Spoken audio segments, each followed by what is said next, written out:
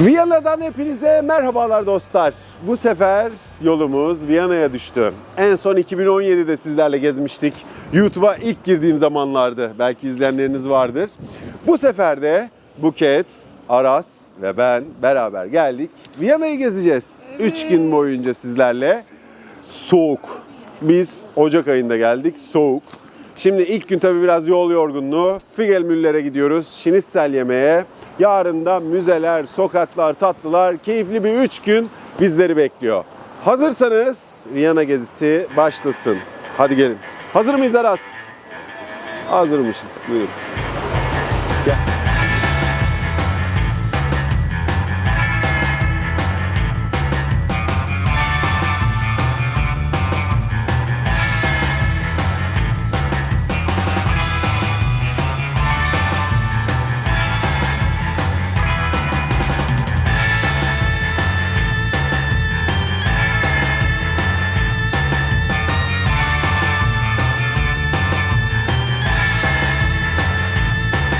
Evet dostlar, şimdi geldik şinitzelimizi yemeye. Viyana'nın en ikonik yemeği.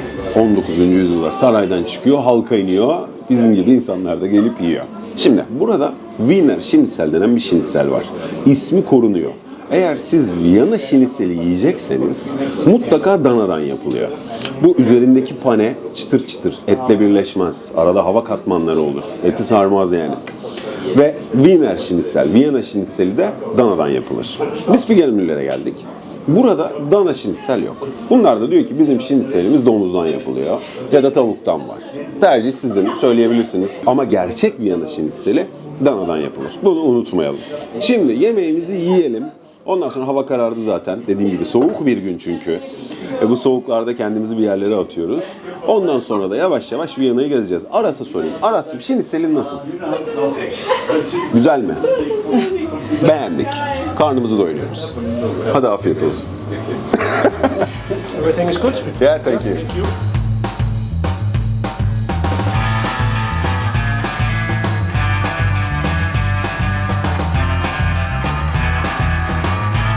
Evet dostlar, şimdi Figelmüller'de yemeğimizi yedik. Nasıldı?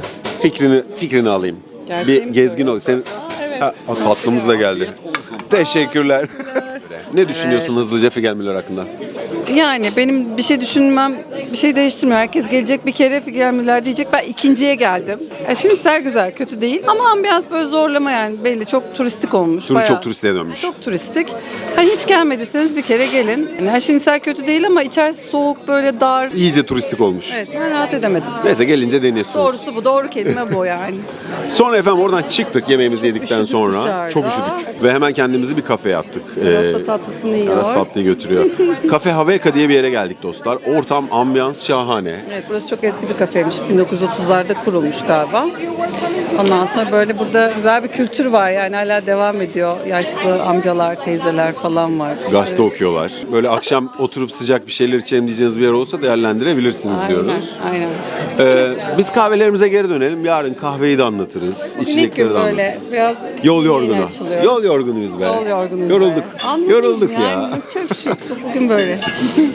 Hadi artık o zaman bugün bitirelim. Yarın görüşürüz diyelim. Görüşürüz.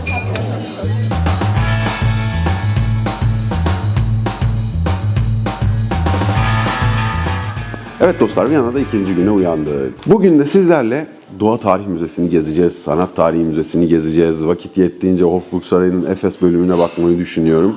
Dolu dolu bir Viyana günü bizi bekliyor efendim. Şimdi biz Ocak ayında geldik. Tek şeyde meteorolojide -6 ama hissedilen -10 diyor. O yüzden böyle lahana gibi kat kat giyindik. Çok soğuk dışarısı. Hani bu tarihlerde gelecekseniz siz de bu soğuğu hesaba katın derim.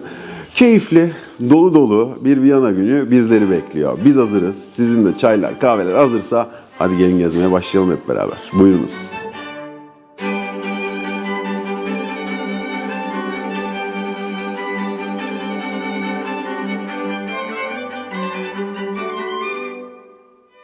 Atladık metroya, otelden yaklaşık 10 dakikalık yolculukla geldik Doğa Tarihi Müzesi'ne. Arkamda gördüğünüz mükemmel yapı. Hemen karşısında da Sanat Tarihi Müzesi var, onu da göreceğiz. Şimdi Doğa Tarihi Müzesi bence Viyana'nın en mükemmel müzelerinden biri. Neden? Çünkü doğanın evrimine ait, insanlığın tarihine ait çok çok özel eserler sergileniyor. Dünyanın en geniş meteor koleksiyonu bu müzede. Dinozor fosilleri var, mamut fosilleri var. Mükemmel şeyler var. Bütün mineraller, hatta ilk insanların yaptığı bundan 20-30 bin yıl öncesine ait küçük eserler bile var. Fazla konuşmayayım çünkü çok soğuk. Aşırı üşüyoruz. İçeri girelim. Hep beraber Doğa Tarihi Müzesi'ni gezelim. Ufak bir bilgi. Online olarak bilet alabilirsiniz. Bilet için herhangi bir saat yok. Günlük alıyorsunuz. Çocuklar içinse ücretsiz. 19 yaşlı yanılmıyorsam. Kapısında hemen ücretsiz biletinizi alıp içeri girebilirsiniz. Kişi başı da 19-18 euro civarı gibi bir giriş ücreti var. Bilginiz olsun. Haydi. Çok üşüdük. Müze gezmeye. Buyurun. Gel bakalım Aras. Zile bak.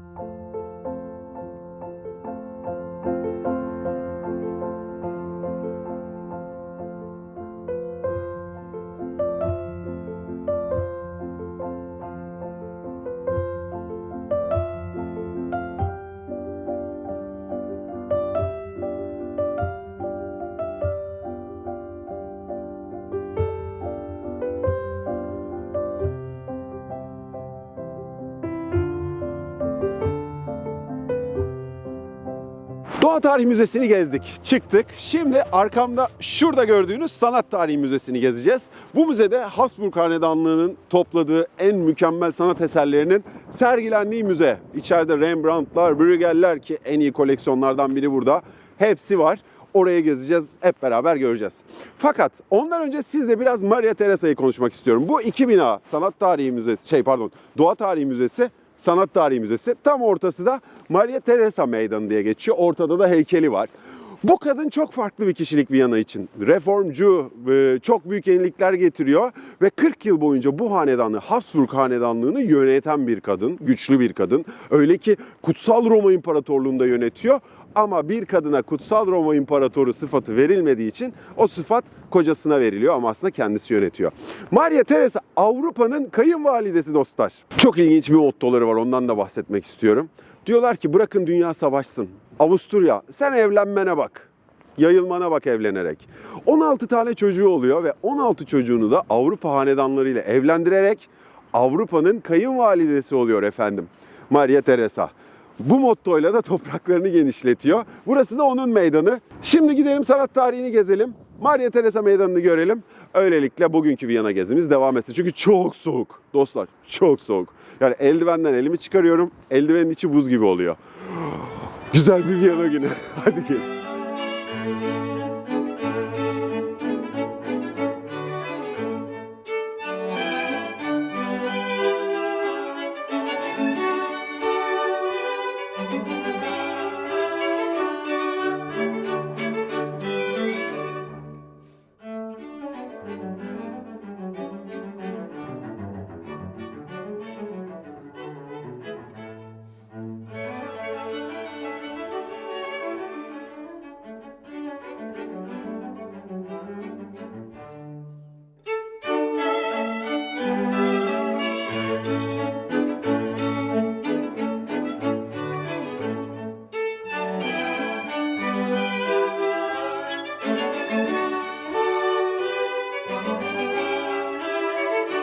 Evet dostlar, şimdi biraz dinlendik. Öğlen yemeğimizi yedik. Sonra Viyana'da biraz dolaşmaya çıktık. Kar başladı bu arada. Şimdi ilk durağımız Aziz Stefan Katedrali. Zaten Viyana'nın tam kalbinde. Viyana tarihinin de tam kalbinde bu yer. 12. yüzyılda inşa edilmeye başlanıyor. En büyük özelliği alt tarafı Romanesk tarzda yapılmış. Üst tarafı ise gotik tarzda göğe doğru yükseliyor. O yüzden iki farklı mimari yapıyı görebiliyorsunuz. 12. yüzyıldan beri burada. Bu katedrali zaten merkeze geldiğinde göreceksiniz ama en önemli şeyi aslında çanı. Pumer'in çanı var. Bu çan Viyana 2. Viyana kuşatmasında Osmanlı'nın bıraktığı toplar eritilerek yapılmış bir çan. Avrupa'nın en ağır sallanan çanlarından bir tanesi dostlar. 20 ton kadar büyük bir çan. Tabii sonra 2. Dünya Savaşı'nda bombalanıyor, kırılıyor, tekrar eritiliyor ve o kadar detaya girmiyorum ama sonuçta hikayesi bu. Aziz Stefan Katedrali gördük. Soğukta biraz ısındık. Şimdi sokaklarını dolaşmaya çıkacağız. Güzel bir Viyana gününde. Devam edeceğiz gezmeye. Hadi bakalım, keyifli seyirler.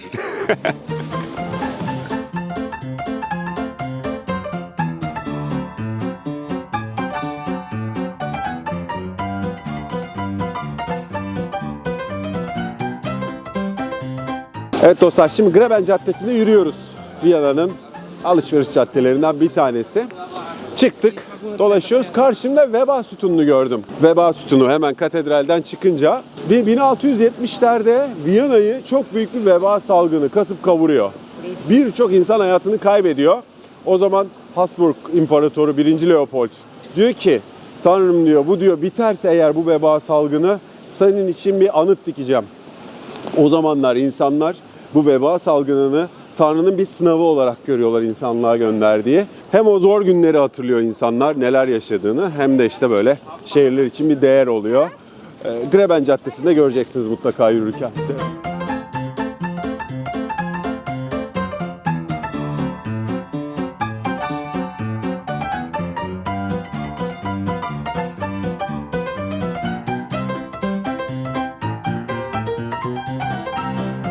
Evet dostlar, geldik.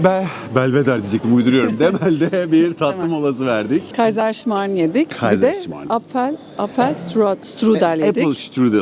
Öyle bir Evet, şeyler diyorlar. gibi. Elmalı bir tatlı. Elmalı. Hangisi favorindi Buketçiğim? İkisini de ben çok ya ikisini de çok beğenemedim. Ama Az şöyle beğendim. yani merak ettim. Fazla abartılmış buldum. Fakat ben kimim ki beğeneyim yani. Ama şöyle tabii İnsanlar şimdi beğenmiştir. baklavadan kazandibiden Ha, şimdi gelince ben çok insan baklava, yani. kazandibi böyle hani bizim tatlılarımız daha Dolu şekerpare hani attın mı ağzına böyle geliyor ya. Hani ben öyle tatlar sevdiğim için pankek gibi böyle çok hafif bu arada ağır bir şeymiş gibi duruyor. Böyle erik marmelatıyla sunuluyor. Hafif bir şey. Ya herkes merak edip bir kere denesin Deniyor. zaten. Zaten Bir de herkes çok ünlü olmuş yani. Bir de bilmiyorum 10 sene Bu önce arada biz geldiğimizde geldik, 10 dakika denememiştik. falan sıra bekledik. Hani öyle çok çılgın bir sıra yoktu. Hatta biz Aras çıkarken arkadan de gülüyor. boştu. Aras neye gülüyorsun yavrum? Bana gülüyor. Bilmiyorum niye.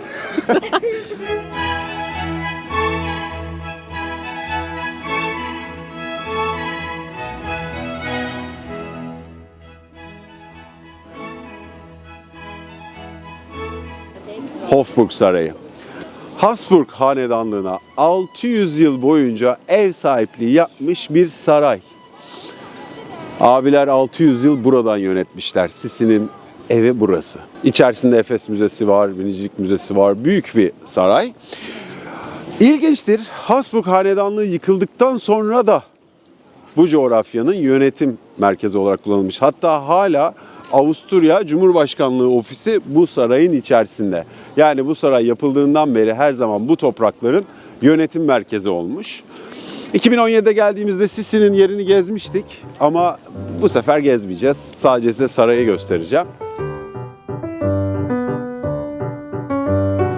Efendim şimdi Hofburg Sarayı'nda geziyoruz. Burada da bir Efes Müzesi var. Aslında müzelerin içinde bir Efes bölümü var. Oraya girecektik. 6'da kapanıyor. Fakat 6'ya çeyrek varken geldik. Dedik Bir ki soralım dedim yine meraklı. Buket'i de merak etti. Bakalım dedim. Ben aslında saat geçmişti. Hiç uğraşmayalım demiştim. Kadın dedi ki aile bileti var. 2 yetişkin bir çocuk 16 euroya gezebilirsiniz dedi. Evet. Amma ve lakin 6'dan sonra 8'e kadar içerisini gezebiliyorsunuz. Ve 6'dan sonra da ücretsiz dedi. O yüzden siz de bu 15 saatlerde dakika bekleyin dedi. aynen 15 dakika bekleyip 6'ya denk getirebilirsiniz. Ücretsiz olarak Efes bölümünü gezebilirsiniz istiyorsanız. Bu da böyle bir tüyo olsun. Siz de yapabilirsiniz akşam bak havada soğuk ya. Tam bu saatte buraya ayırın. Güzel güzel gezin. Hem ısınırız hem gezeriz. Ben zaten akşamları niye müzeler açık değil ona üzülmüştüm. Acaba diğerlerinde de var mı 6'dan 8'e kadar? Siz de onları araştırın. Altına değil. yazın Ne yorumlara. olur yok değil. Yok değil. Ay yazın öyle bir şeyler söyleyin. Merak ediyorum ben. Hadi bakalım Efes bölümü nasılmış? Efendim Aras'cığım söyle bakalım canın içi. Bugün 2 tane müze gezdik. Artık bu müzede de beni bırakacaklar. Bay bay. Aras isyan etti. Tamam oğlum bu son müze söz veriyorum. Hayır, öncekinde de söz verdim. Öncekinde de söz verdik.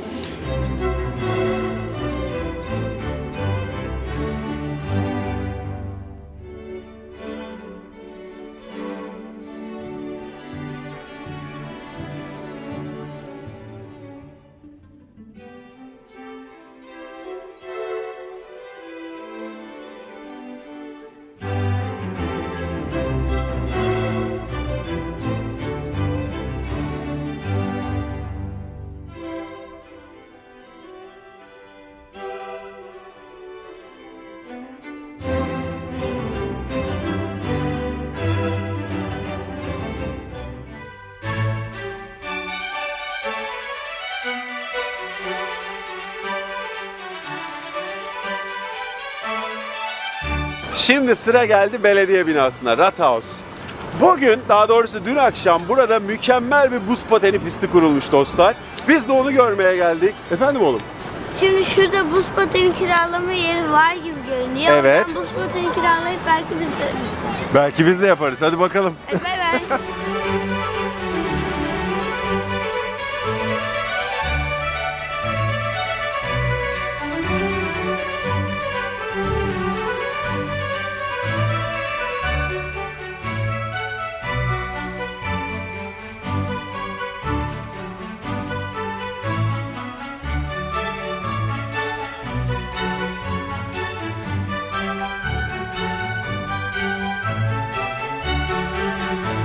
Evet dostlar, bugün Belvedere Sarayı ile başlıyoruz gezmeye Viyana'yı.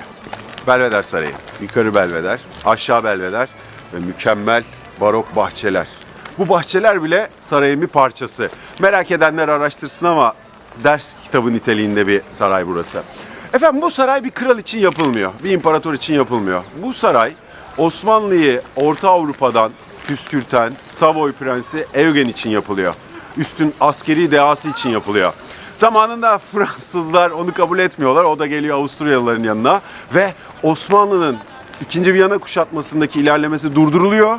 Sonra da Orta Avrupa'dan Prens Eugen sayesinde uzaklaştırılıyor. Haliyle de ona bu sarayı yapıyorlar. Yukarı Belvedere'yi gezeceğiz bugün sizlerle. İçerisinde dünyanın en ünlü öpücüğü var. Klimt'in öpücük eseri. Alpleri geçen Napolyon var. Çok güzel eserler var. Sponsorumuz bu gezimizde Buket Hanımcığım online biletleri aldı. Kendisine ayrıca teşekkür ediyoruz. Buket, Ben. kesin daha uygun aldın değil mi? Evet 2 euro daha ucuz. Bir yerde ekonomiklik varsa kesin Buket var. Teşekkür ediyorum Buket'ciğim. Ekonomi böyle dönüyor canım. Helal olsun be. Yuvayı dişi kuş boşuna yapar 2 euro, 2 demezler. eurodur. Vallahi helal olsun. Biletimizi aldık, içeri giriyoruz, eserleri görüyoruz. Sonra da bugünü Viyana'da gezerek geçiriyoruz. Hadi bakalım, Hadi çayları kahveleri tazeleyin. Şimdi Geliniz. buradan nereye gidiyoruz? Belvedere Sarayı'na işte. Belvedere Sarayı'nı gezeceğiz. Sonra merkez. Ay pardon. Ay.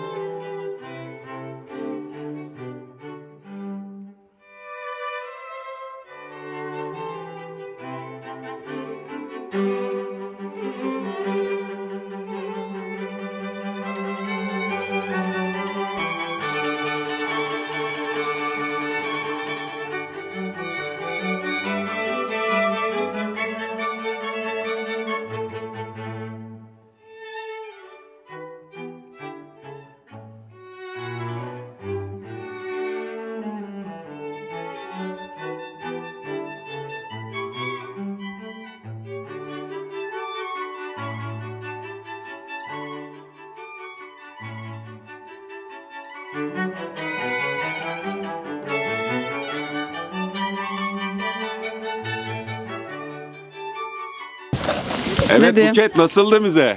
Bize çok güzeldi. Kiss'i gördük.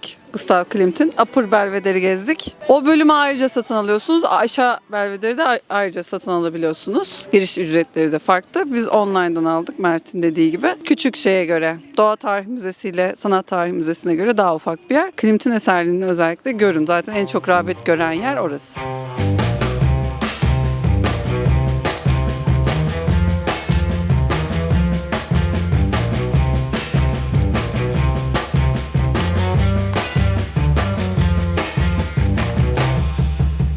Bir kafeye gidiyoruz. Buket'in bulduğu bir kafeye. Biraz mola vereceğiz. Haliyle yoruluyoruz. Hele soğuklarda mola vermek gerekiyor. Siz de geziyorsanız böyle çok koştur koştur yapmayın. Mola vere vere, keyfini süre süre gezmeye çalışın.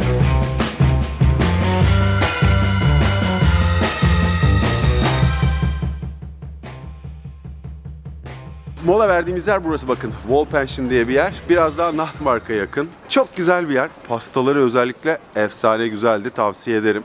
Kahveyle böyle çift yapıp güzel bir mola verebilirsiniz, dinlenebilirsiniz. Açıkçası ben çok beğendim. Evet Buket'ciğim, nasıldı kekler, pastalar? Güzeldi. Biz bir tane pasta kek yedik.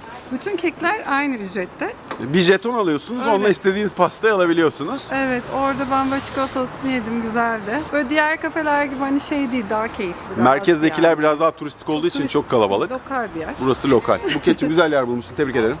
Gene araştırmalarım sonucunda zaten bana çok mesaj geliyor şöyle ki. Oo, havaya reklam. girdim yalnız, direkt havaya girdim. Ya Buket Hanım çok araştırıp buluyorsunuz falan demiştiniz. Ta Datça videosunda diyor mesela bir hanım arkadaşım. Neler. Neler diyor. O gün diyor çok eğlenmiştik. O tavsiye ettiğiniz yer için diyor. Hadi bakalım. Nereden geliyor? Mersin'den Hanife diyor.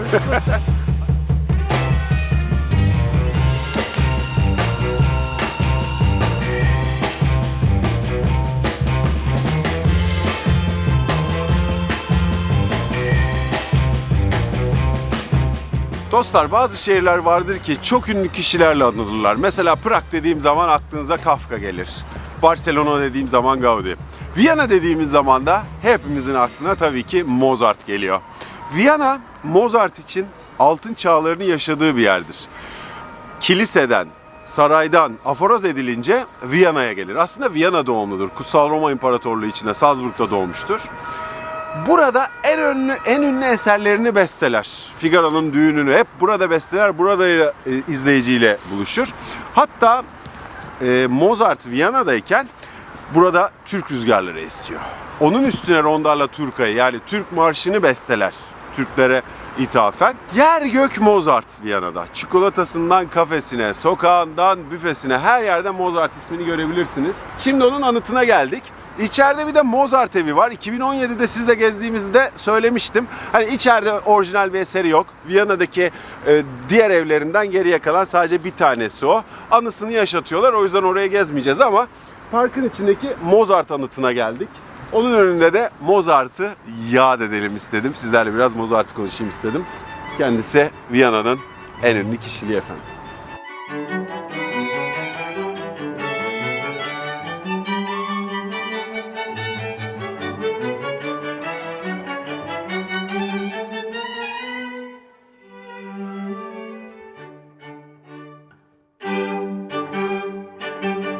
Viyana'yı konuşuyorsak ve geziyorsak kahveyi de konuşmak zorundayız. Neden? Çünkü Viyana kahvesi, Viyana'da kahve kültürü UNESCO tarafından bir kültürel miras olarak işaretlenmiş durumda. Popüler tarihine bakarsak en çok konuşulan 2. Viyana kuşatması. Osmanlı buraya gelirken kahvelerini de getirir. Fakat kuşatma başarıyla sonuçlanmayınca kahvelerini bırakır ve döner. Bunu da Kulçiçki adında bir abimiz, işte Viyanalılar o zaman anlamazlar, bunlar ne ya der, deve yemi mi getirmişler, nedir bu? Durun der, siz onları bana verin, onlar kahve ve Viyana'da ilk kahve dükkanını açar. Bilinen popüler kültürdeki hikayesi bu.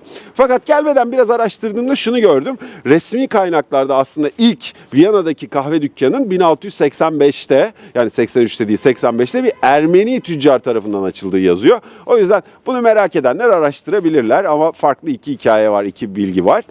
Burada kahve çok içiliyor dostlar. Bir kafeye girdiğinizde aslında sadece kahve içmiyorsunuz. Siz içerideki ortamın ambiyansını tüketiyorsunuz, sohbeti tüketiyorsunuz. Bu soğuklarda sıcak bir bir mekanda dinlenmenin huzurunu tüketiyorsunuz ve hesapta sadece kahveyi ödüyorsunuz. Ama tabii Viyana merkez biraz turistik olmuş. O yüzden artık sadece kahveyi tüketmiyorsunuz. Mekanın da parasını ödüyorsunuz. Onu da söyleyeyim. Bir kahve yaklaşık 5,5-6 euro civarlarında dolaşıyor. Burada Wiener Melange diye Viyana Melange diye bir kahve var.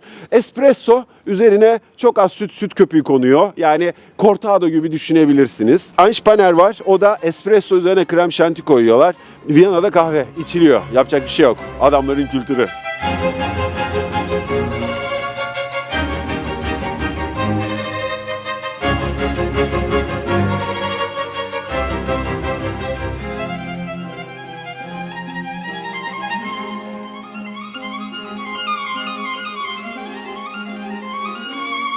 Evet dostlar, Viyana gezimizin sonuna geldik. Budapeşte'ye doğru giden bir trenin içerisindeyiz. Onunla ilgili de ufak bir bilgi vereyim. Biz Regio diye bir Çek firmasının, tren yolu firmasından bilet aldık. Avusturya'nın ÖBB'sinden daha uygun fiyatla güzel geniş koltuklar, ücretsiz içecekler. Böyle bir firma. Avusturya'nın ÖBB'sinden Tanıtım. Çekin Regio'sunda. Deneyin yani, eğer siz de tren yolculuğu yapacaksanız bir bilet fiyatlarına bakın internetten diyorum. Fiyatı onunkinden daha uygun dedin Evet, değil daha mi? çok Bu şey çok veriyor. önemli. Çok relax'ta. Seni takip edenler bunu biliyor. Relax'ta geziyoruz. Takip edenler Relax'ta. Evet. Şimdi Viyana hakkında görüşlerini sorayım kapatmadan videoyu. Viyana yani işte saraylar, alışveriş anlamında yani sanat dolu bir gezi yaptık. Güzel tatlılar yedik. Ya Viyana'yı tabii ki Viyana Saraylar, bir maralar, saraylar, efsane. sanat yani o iki Yaşamışlar tane hayatı. bina, Doğa Tarihi Müzesi, Sanat Tarihi Tarihi Müzesi Müzesi. bence kesinlikle gezilmeli. Doğa Tarihi kesinlikle gezilmeli. İkincisi kişisel zevke bağlı. Belvedere Sarayı bence gezilmeli. Hofburg'daki o Efes bölümü. Bu arada Belvedere Sarayı'na ilginç bir şey söyleyeyim. Biz geldiğimizde Belvedere Sarayı'nda öpücü fotoğrafını falan çektirmiyorlardı. Şimdi cam bir korumaya almışlar ve orijinal öpücük Gustav Klimt'in resmini görüyorsunuz. Sordum hatta, dedim bu replika mı orijinali mi? Hayır dedi, artık orijinali görüp fotoğraf çekebilirsiniz diye öyle bir bilgi var. 2017'de yaptırmamışlar, çektirmemişlerdi çünkü. Bak onu hatırlamıyorum. Başka ekleyeceğim bir şey var mı kapatmadan? Mert Gustav Klimt konusunda çok Tabii hassas oğlum, gördüğünüz Gustav gibi. Klimt değil mi? Benim ilginç bir gözlemim oldu arkadaşlar. Ha. Merkezde, yani Innerstadt dedikleri Söylemiştin. yerde, Instagram'da paylaştım. Abi her yerde Wiener Melange, işte kahvesi, cappuccino'su, o 5.90. Oğlum sabit birim. Şeyin o Jeton alışveriş gibi. merkezi vardı ya, üstüne çıktık Staples. hani Sky. Staple'ın Skybuff'u. Ha. Orada da 5.90. Aşağı bir sokak arasında bir kafeye giriyorsun böyle 5.90. Hani bizim- Merhaba diyorsun 5.90. Bizim ülkede bir geyik var ya hani her şey 1000 lira tutuyor falan videolar Aynen. var. Aynı onun burada her şey 5.90. 5.90. Öyle ilginç bir gözlemim vardı. Turistik çok Türk var. Alışverişe gelmişler. Hatta burada Pandorf diye bir yer var. Yani biz tercih etmedik. Brescia'daki o Oraya gittiğimiz çok Francia gidiyorlar. Porta gibiydi. Evet. Ama insanlar, yani özellikle Türkler oraya çok gidiyor alışveriş için. Evet, Merak designer ediyorsanız outletmiş. Pandorf'a İsteyen, bakabilirsiniz. evet bence kesin gitsin, çok uygunmuş çünkü. Bu arada ufak bir bilgi daha kapatmadan, designer outlet diyorsa teknolojik bir şey yok. Sadece kıyafet var, unutmayın. Yani Apple almaya Aglar derseniz. çok ucuzmuş ama Bak. çok kuyruk varmış. Aglar sıcak ve kurak kışlar. Aman iğrenç espriler başladı bence, Evet, kapatabiliriz. biz kapatıyoruz. Şimdi yemeğimiz geldi. Kapatalım. Budapeşte videosunda görüşeceğiz efendim. Kendinize iyi bakın diyorum. Neler yiyeceğiz Budapeşte'de, etler. Hadi bay bay. Bir şey galiba. Hayır saça. İyice batırdık. Sıç. Ya orası Oraya iyiydi. aldık Saker ya. bak, o kadar da bir Viyanalı gibi. Söyleyebilir miyim? Dur sana. Ay, onu diyelim mi o tatlı? Diyelim. O adam afiyet olsun Ya. dedi. O zaman dur. Bir daha alalım. Tanıyor. O yüzden oraya gitmeyeceğiz. Ay, vallahi ne oluyor inanmıyorsun. Buket orada? Ne Ben- yaşıyorsun arkada ya? Ne yaşıyorsun arkada sen? Tamam sonra kameradan sonra söyle.